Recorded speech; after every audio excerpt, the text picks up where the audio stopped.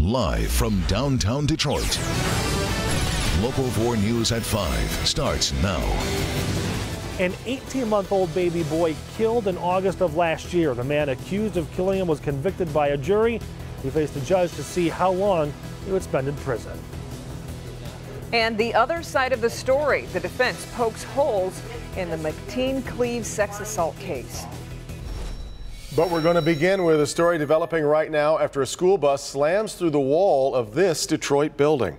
Good to have you with us for Local 4 News at 5. Luckily, there were no children inside the bus at the time. This all happened right around 2:30 on Glendale Street. That's right in the area of the Jeffries and Evergreen. And Jermont Terry is there live. Jermont?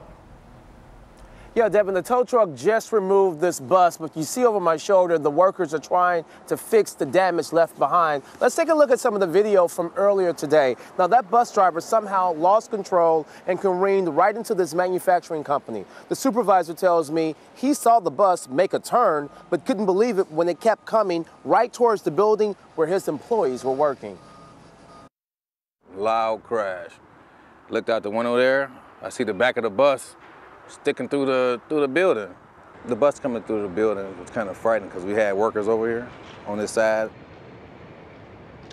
And back live, you can see that they're trying to fix the hole left behind by this bus. We're told that the driver was unconscious for a little moment when the workers stepped outside. He's told them that he was trying to throw something out of the bus, but it's still under investigation exactly what caused him to make this crash. Reporting live on the city's west side, Jermont Terry, Local 4. Jermont, thank you. Our other top story tonight, the fireworks continue in the McTeen-Cleaves sex assault case. Today, Cleaves attorneys got their chance to try to poke holes in the prosecution. Rod Maloney has been following the testimony for us all day. Rod. Yeah, Devin, you know, it was just another day of spectacular fireworks in this case. Bombshells coming out of the blue, the lawyers fighting with each other, the judge getting very angry with both counsel, and it ended up going and starting out with this outburst from the judge. That's Will everybody please forget the media is in the courtroom? Who cares? Especially me. An exasperating court session today for Judge Kathy Dowd, trying desperately to keep a lid on a very tense cross-examination. Cleaves attorney Frank Manley wanted to hear more from the first witness to the alleged crime, Knights Hotel resident Colleen Dowdall. And you said that on a scale of 10 being drunk, she was an 11. Yes, I did. So that means that you said she was trashed. She seemed trashed to me. Yep, extremely drunk. Yes. Manley characterized the charges against Cleaves really as the ramblings of a drunk. She never said she was assaulted to you, right? No, she did say You never saw Mr. Cleaves rape anybody, correct? No. And she told the police that she didn't want to press charges, right? Yes. Manley challenged Dowdall's story of the night of the alleged attack, getting her to admit the young woman was difficult to deal with as she attempted to dress the victim, saying it was like dressing a 3-year-old. But Dowdall expressed a regret. I mean, you're not a person that would allow somebody to stand by the road and be raped. You would call 911, wouldn't you? Yes, I would. But you did not. Correct. I made a mistake. And so then a bombshell came in the afternoon session, and it was the sexual assault nurse at the hospital where the victim went and reported this alleged crime. And she said that she felt that the police detective was so disrespectful to her that she filed a report against the detective.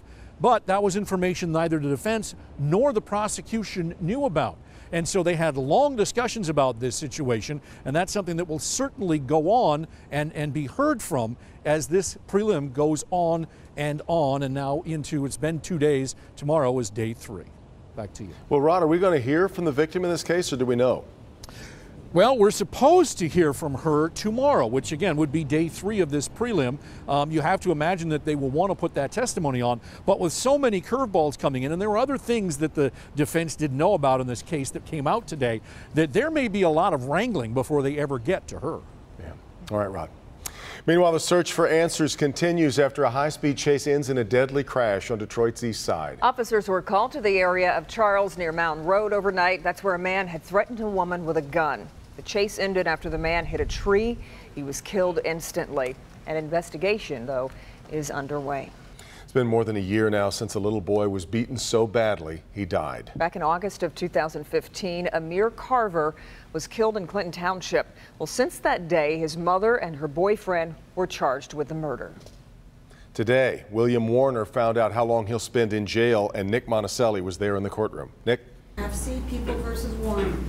This is William Warren, the 24-year-old convicted of murdering 18-month-old Amir Carver. Today was the day he found out how long he'll spend in prison. But before any of that could happen, Amir's family wanted the court and the judge to hear what life has been like without him. You took away our sweet Amir and left us all in a state of just sadness. You took away a son, a grandson, a nephew, a cousin, and a friend. This man is not deserving of any title except killer, criminal, child abuser, perpetrator, and child murderer. Warren was watching Amir Carver back in August of last year when the prosecutor says he brutally attacked the baby. He was beaten so badly he had bruises from head to toe, burns, genital bruising, and his brain was liquefied. A doctor said a blow to his head killed him. The prosecutor said it was a violent punching rage. Amir suffered severe injury to his brain, bleeding into the brain, and he also suffered a stroke prior to arriving to the hospital. Warren was dating Amir's mother, Brandy Wright, at the time. She pled guilty to involuntary manslaughter and child abuse. Warren's sentence is life without parole. I treated him like he was my own son. I would never do anything to hurt him, nor any other kid for that matter. There were tense moments in court, especially when the prosecutor said Warren absolutely did this and the jury only took 30 minutes to decide. 12 members of the community that had no stake in the game. Yeah, you manipulated them. Shut your mouth. You shut your mouth. Now, in a case like this, when the sentence is life without the possibility of a parole, the appeal becomes automatic. However, his defense attorney is also working on a new motion for a new trial here. Before that happens, he says that process can be faster. In Mount Clemens, Nick Monticelli, Local 4. All right, Nick, and the boy's mother, Brandy Wright, will serve 5 to 20 years in prison. Wayne County takes a key step toward completing the unfinished jail project at the Gratiot site downtown. A report has confirmed that the prior construction at the site is structurally sound, and that means construction can start again next year. The findings were made by the Manick & Smith Group after the firm recently completed both a visual and physical inspection of the structural steel, concrete, and masonry. Well, nearly 100 Detroiters got a second chance to stay in their home today thanks to the Detroit Land Bank Buyback Program. Guy Gordon joins us live with the story of a family thankful that they will keep their home for the holidays. That's great news, Guy. It really is, Kimberly. Yeah, they ended up having their property go into the land bank because either there was a tax foreclosure or the renters whose landlord wasn't paying their taxes, and it ended up with the land bank. And the land bank does want to keep these homes occupied so they don't become blighted. And this is one of the families that was helped today. They were apart. They're back under one roof tonight, and they're happy to say that it's their roof. LaTanya Smith and son Marquise are once again legal owners of this home. He was living with his father. She was one step from homelessness. It means the world to me. Me and my kids are finally back into our home. I've been living here all my life. And, you know, to see we have to move away, and it was heartbroken. But now we got it back, so it's real wonderful. When you leave here today, you will be the legal owner of the house you occupy. LaTanya lost her home to foreclosure after Marquise developed stage 4 cancer. She was hit with Crohn's and then lost her job. Others are renters who are becoming first-time homeowners, buying the home they're currently renting. The conditions? They must pay $1,000 and keep up to date with taxes by paying monthly installments into a deposit-only account. You're going to maintain the exterior of your property, that you're going to keep your water bill current. They must also take quarterly classes on financial skills and home maintenance to become better, more successful homeowners. You feel it? You feel it? It's good. Woo! Home Depot and Lowe's are offering special help too. LaTanya is looking forward to a new roof, and you can have Thanksgiving in your own home. Yes, yes, exactly. Turkey and greens and everything. And Sherwin-Williams also has a program to help put new paint on the structures for the buyback families. And the Land Bank believes there may be 4,000 LaTanyas out there in land bank properties. They want to turn them into owners because owners take better care of their properties. That helps the entire neighborhood. If you are one of those families, you can contact the Land Bank at buildingdetroit.org. We'll also put a phone number on our website at clickondetroit.com. From Detroit's West Side, I'm Guy Gordon, Local 4. Kimberly, back to you. A fantastic program, Guy, and a whole lot of people could probably benefit from it, but not everybody qualifies. What are the main reasons some people are not eligible? Well, there are some people that just don't have the resources. They don't have the $1,000 up front. They don't have the money to maintain the home or to pay the taxes. But also in some cases, sadly, these homes don't pass inspection because the landlords didn't take very good care of them. And so in that case, the land bank is going to try to move those families to something, maybe a land bank home that's more, that's safer and also healthier. Okay, Guy, we appreciate it. Well, let's keep talking about land and real estate. They are the so-called places to be. Yeah, this is great news. Ahead at 5, the Detroit neighborhood seeing a real estate boom as more and more people flock to the city. Hi, Ben. Hey, Kim, a pretty uneventful night tonight with temperatures in the 50s. Maybe a couple areas of patchy fog, but uneventful is not a word you would describe the 7-day forecast with. We will look at that coming up. All right, Ben. Also, new life for what was once an extremely popular destination up north. The big thing coming to these buildings that were left to rot, it could now mean hundreds of new jobs. Hank? And Devin, we're talking about giving the gift of warmth this time of year, how you can help people right here in Metro Detroit and how your donations really are changing lives. We'll talk to you about it right after the break. Shot fired! New at 6. Police say she got drunk and then backed into a state police cruiser. We'll tell you who this elected official is coming up. Also, an answer to the loud calls for action in the wake of the accident that killed a Dakota High School student at 6. What Macomb County's doing to try to prevent it from ever happening again. That's at 6.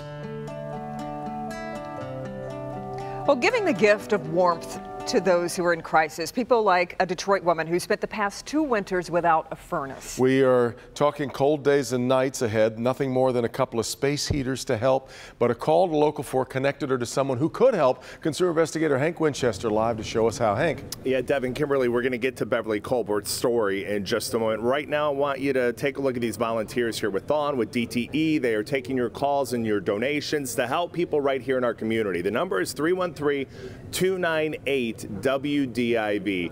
We were talking about Beverly Colbert. She is somebody who understands the financial challenges and also what life can be like during a cold Michigan winter without a furnace. The glow of this space heater is an all too familiar sight for Beverly. The 67-year-old lost her furnace and hot water heater after a flood in August of 2014. That flood causing severe damage. 2 years. So 2 years, nothing? 2 years, no heat.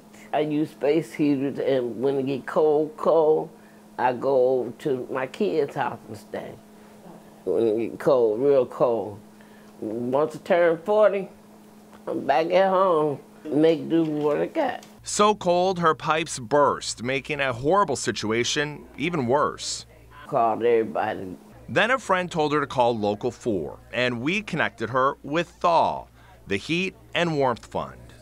I guess at that time, she was so low because she had been calling everywhere, all over, and no one just really took the time to listen to what was going on in the home. Thaw helps people in crisis with their energy bills, helping keep the lights and the heat on during cold and dark winter months. That includes seniors, the unemployed, people with disabilities or medical problems that are simply unable to pay.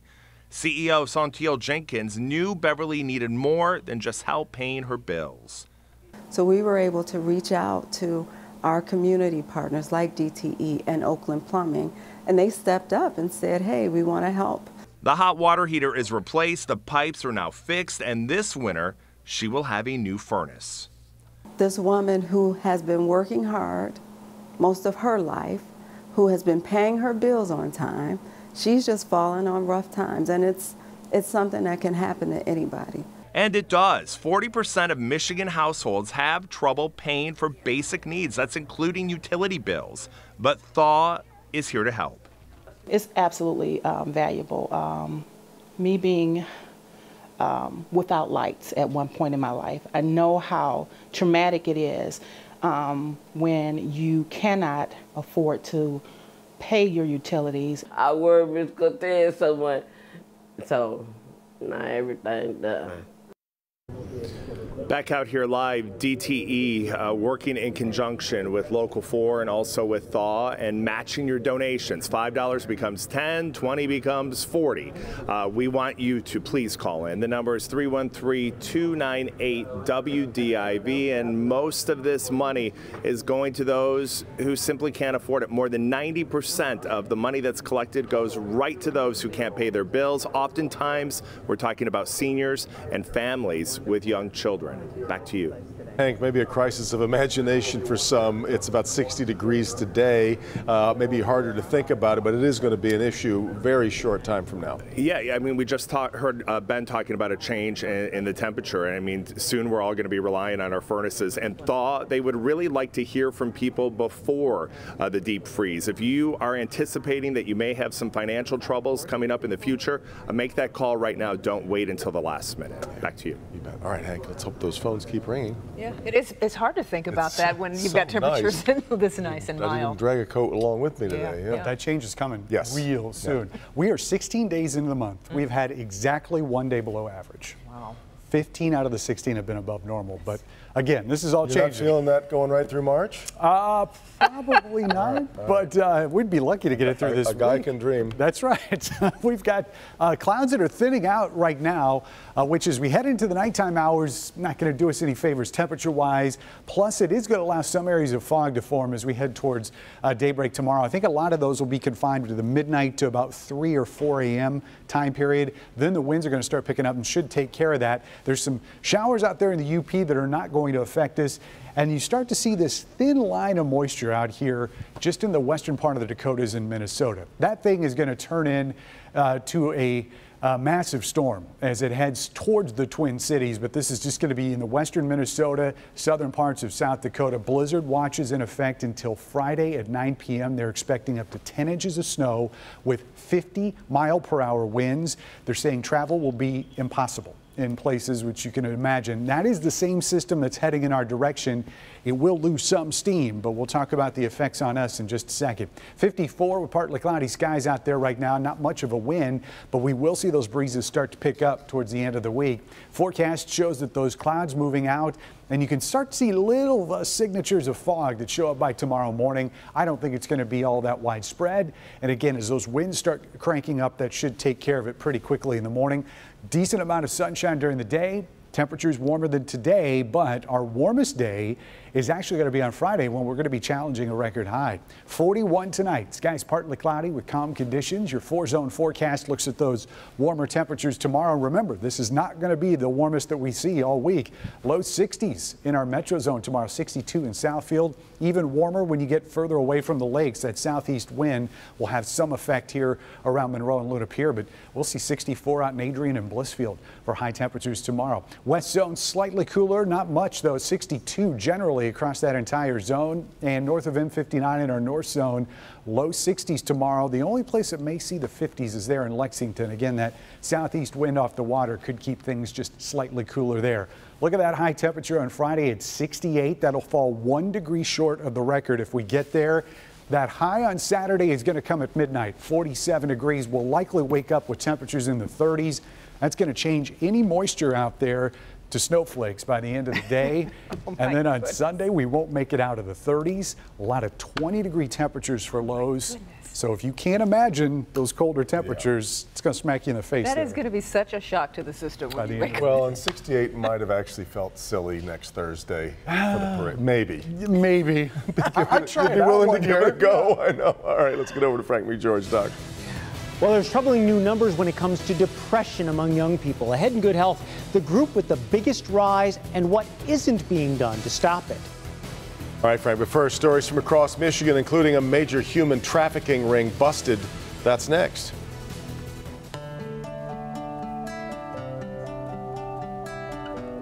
And help us give the gift of warmth. Local 4 is teaming up with DTE Energy in an all-day telethon benefiting Thaw, the Heat and Warmth Fund. Call 313-298-WDIV. Your donations will help families in crisis stay warm this winter. DTE is matching every dollar you donate until 6:30 tonight. Call now. Across Michigan this Wednesday, we're working on stories from Cedar up near Traverse City and Hubbard Lake over on the east side of the state. But we want to begin in Flint. That's where 2 men have been arrested in a human trafficking bust. Genesee County Prosecutor David Layton announced the charges this morning and commended the work of investigators. The arrests came after the FBI and Flint police uncovered the human trafficking operation in this Flint neighborhood. The prosecutor says all victims in the case are cooperating with investigators. A 13-year-old girl is recovering after being accidentally shot by her 11-year-old brother. This was a shooting that happened Tuesday near Hubbard Lake while the siblings were on a family hunting trip. Police said the boy tripped over a stone while carrying a shotgun and it fired. His sister was wounded in the nose, cheek, and eye, rushed to a hospital in Ann Arbor, and now fortunately expected to make a full recovery. My goodness.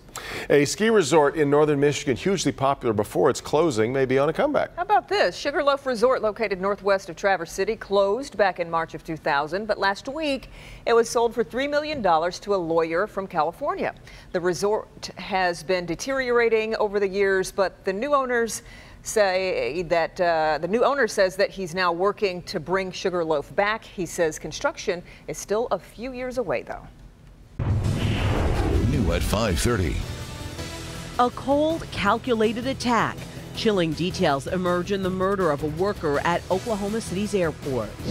Donald Trump calls his transition very organized. Job one is tax cuts. Democrats today say they won't fight everything proposed by President Trump. Some Detroit neighborhoods are seeing home values double, triple, even quadruple in some cases. We'll show you the hot spots and also tell you what's driving the boom. It's dinner time. Live from downtown Detroit. Local 4 News at 5:30 starts now. Business is booming. Tonight, we're taking you to Detroit's real estate hot zones where prices are rising as people crave a taste of the city life. Well, Detroit is a real hot place to live these days, and some new numbers are proving that. So what areas are really attracting all of these people? For that, let's bring in Guy Gordon, and there are options these days, Guy. Well, and we're not talking about downtown, Devin and Sandra. That's the good thing here. Now, when the Wayne County Treasurer went to auction off foreclosed properties, there were half as many as last year. That's a good sign. But he also got 20% more per parcel than he did last year. Property values are up, and it shows that investors both inside and outside the city are willing to speculate. Bobby Schultz has lived in the Marygrove neighborhood since 1980. In the past 6 years, he's purchased 19 properties and is now seeing impressive returns. Right behind my residence just sold for $83,000. I bought this home a few years ago for $20,000. Home values in these dark green areas are up more than 25% in 2 years. It's much of the city. The biggest gains? Westwood Park, up 354%. Oakman Boulevard, 224%. Boston Edison, more than doubled. And more challenged sections, like the Farwell neighborhood, prices have gone from an average of $8,800 to more than $20,000. Even Dexter Linwood has seen prices double. City assistance is making an impact. You have worked through the land bank and selling some of the city-owned properties that have been in inventory for years. And also the land bank's doing the rehab and ready and stabilizing these neighborhoods. This home was worth $10,000 last year. It's now listed for $110,000 after nonprofits came in and rehabbed it. And that's having a spillover effect. And now they're fixing up their homes, investing more money in their homes, and new people come in and see what's happening in neighborhoods, and they want to be in those neighborhoods now that they're starting to revitalize. Now, it's, as we said, not just happening downtown, it is in the neighborhoods, and that spillover effect can be seen when you travel here. The only thing that is a bit of a black mark on this is that we're only just now getting to pre-recession levels, so prices are still somewhat depressed from before the recession, at least in some neighborhoods, but overall we are trending in the right direction. We're live from Detroit's West Side. I'm Guy Gordon, Local 4. Back to you. Of course, Guy, it was fears over crime in part that helped drive the prices down in the first place. You have to believe that that means residents are feeling a bit safer now. They are, and due in no small part, Devin, to the improved street lighting. It not only makes neighborhoods safer, it increases the perception of safety for those that drive through. I love hearing you say that at the city offices this afternoon, that's for sure. All right, Guy. Well, we are learning more about the circumstances surrounding a shooting at the airport in Oklahoma City. On Tuesday, the suspected gunman, Lloyd Dean Bowie, shot and killed a Southwest Airlines employee before eventually turning the gun on himself. 52-year-old Michael Winchester was the victim, killed while walking to an employee parking lot. Police say the shooting was in fact premeditated. The alleged gunman was a former employee of Southwest. Investigators say it is possible the shooting was in retaliation for what may have led up to Bowie's resignation back in 2015. Suspect knew where the employees parked and where they would be walking to and from their vehicles to the main terminal. The relationship between Michael Winchester and the suspected gunman still not clear as the investigation continues. All right, Sandra, over here with Ben now, and no complaints about the weather, though we are going to hear some grumbling this weekend, the way that it worked out timing-wise. Well, this was getting entirely too boring. I mean, we had to shake it up a little bit, and we will do that. In fact, we're going to look at just the temperature track here as we get through the next several days. We're at 54 right now, so the sun's going down. We're still above an average high for this time of year, but let's fast forward to Friday. This is how we're going to start the day. We'll begin at 52. That's going to be our morning low, which is above our average high for the day, and then those numbers going up from there. In fact, we will be very close to a record high by afternoon. The record on Friday is 69. Temperatures falling pretty quickly as we get through the nighttime hours. We'll get to Saturday at midnight. Temperatures at 47 degrees, still going down as we'll plateau into the 30s during the day on Saturday. That's also when we're expecting that moisture to roll in here, and that means we're looking at snowflakes to start the weekend. We'll talk at how much we're expecting and if we'll finally go back up on the other side, coming up in a few minutes. Sandra? All right, Ben, developing right now in Ann Arbor, a large anti-Trump protest is being held. This is at the University of Michigan campus. You're looking at live pictures right now at Angel Hall. These are live pictures from Sky 4, and you can see there are a few hundred people gathered here right now. Similar protests have been held all across the country since last week's election, including several right here in Metro Detroit. Devin? Meantime, President-elect Trump countering those critics with his favorite digital megaphone, and that's Twitter, insisting his transition process is very organized. In fact, it's on the same pace or going faster than recent presidents, and a main reason, lower taxes. Steve Handelsman is at the Capitol tonight with more. Steve? Devin, Senate Democrats up here today said they will not take the oppose everything hardline they say Republicans took when Barack Obama was a new president. But a big fight does loom on the Trump plan to cut taxes on the rich. Sneaking away with his family, Donald Trump told diners at a pricey New York restaurant he will lower their taxes. We'll get your taxes down. No, thank you. Senator Sessions, what do you As candidates for top jobs visit Trump Tower today, tax cuts are a priority. We want to be in a position where in the first 100 days we can execute the economic plan. But is the Trump transition disorganized? Chris Christie is out. Trump's son-in-law, Jared Kushner, gaining power with hard-right ideologue Steve Bannon. There's been a coup of sorts. Christie had the transition. A lot of the Christie people are being purged. A very organized process, tweeted Trump. I am the only one who knows who the finalists are.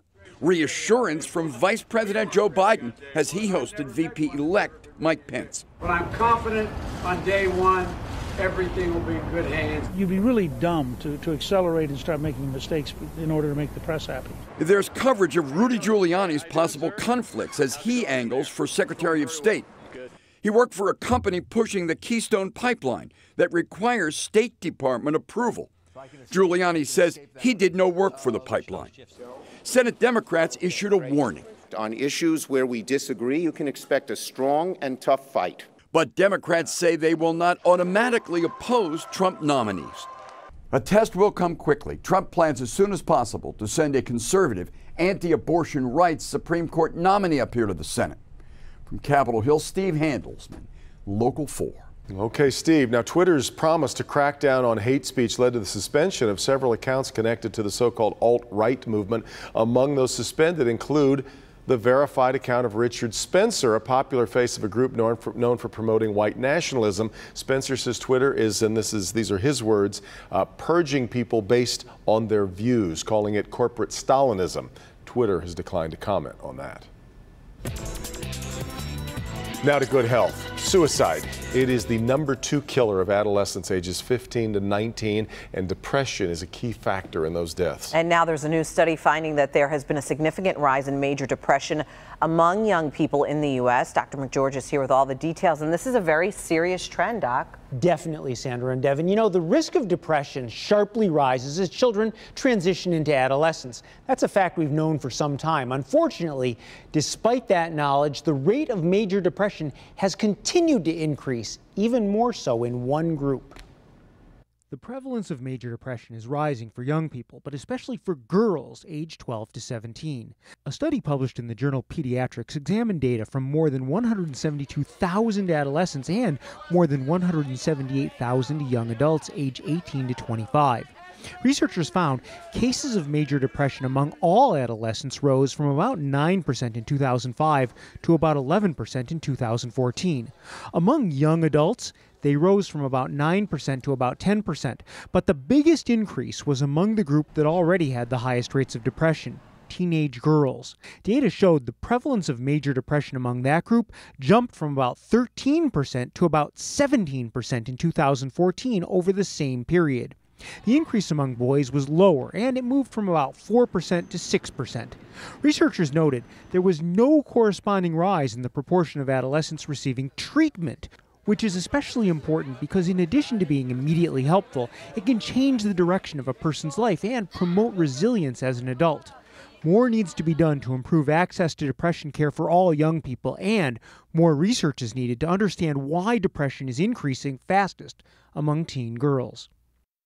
Now, the researchers postulated that greater use of social media and, of course, the associated cyberbullying might be contributory factors to the higher rates of major depression in adolescent girls compared to boys. And I think that's an important element. Social media is really a key thing to the whole dynamic between the fact that in society we don't talk as much about suicide, and in the media we don't report suicides generally, there's a real miscalculation of how much of this is going on. Oh, definitely. I mean, this is something that, and that's why the awareness element is so important, and why really we have to get the message out so that people go out and get help, because that's really the biggest shortfall right now, is that kids, adolescents are not getting the appropriate help that really sets them up for a lifetime of problems. Yeah, because there's such a stigma on it still. We don't talk about it. Exactly. All right. Thanks, Doc. It's the first American city that may encourage lighting up in bars. Coming up new tonight, who's doing it? And we're not talking about cigarettes here either. So who wouldn't want to come to the Parade Company and play for the day and try on some really cool heads? Well, I got to, and these lucky kids got to as well. Their story next on Local 4. One of my favorite places. All right, Jamie, but first, an astonishing case of road rage caught on camera. What set this driver off, leading to a violent encounter? Next. Customers. New at 6.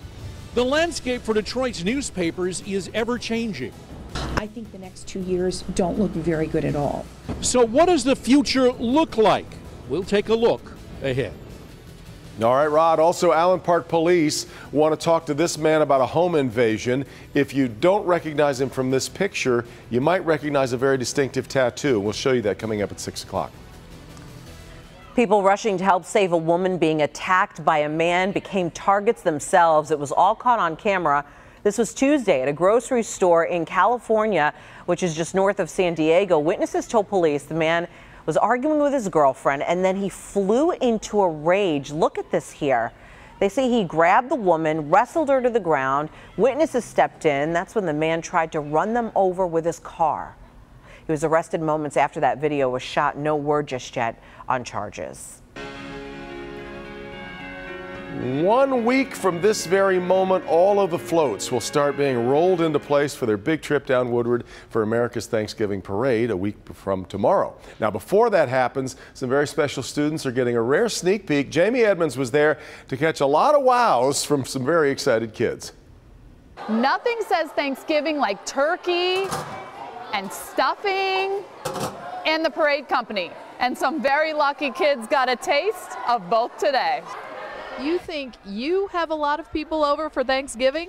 The Parade Company hosted 300 kids, grades K through 8, from Detroit's G. Edmondson Academy. Oh my goodness, I think I'm stuffed right now. I'm stuffed from that macaroni and the corn. On top of dinner, these kids got a really cool behind-the-scenes look at everything. First we got to paint some floats and stuff, then we got to get on the floats and try and do different things, and I took a lot of pictures with my friends. And they got to try on costumes as well as those famous big heads. On a scale of 1 to 10 in terms of field trips go, where does this rank? 10. 10. It's the 8th year Comerica Charitable Foundation sponsored this event for different schools. New this year, a lesson in financial literacy. We truly believe that if children learn early on that they're going to set the foundation for the future, if they learn early on about the importance of saving. Looks to me like this was a day well spent. All of this is making me super hungry and be really excited for America's Thanksgiving Parade presented by Art Van. And there's a countdown clock, and kids, the parade is how long away? 8 days away! That's almost a week. From the Parade Company, Jamie Edmonds, Local 4.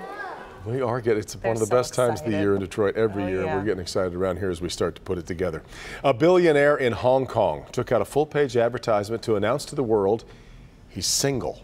Check it out. 65-year-old Joseph Liu is in a relationship with a 37-year-old woman. They split up in 2014, but after rumors spread they were still in a relationship, he released this ad right here throughout the city. In it, he said he will continue to pay for his children, but his relationship is over. And as of 2016, Liu's net worth believed to be, a little over $12 billion.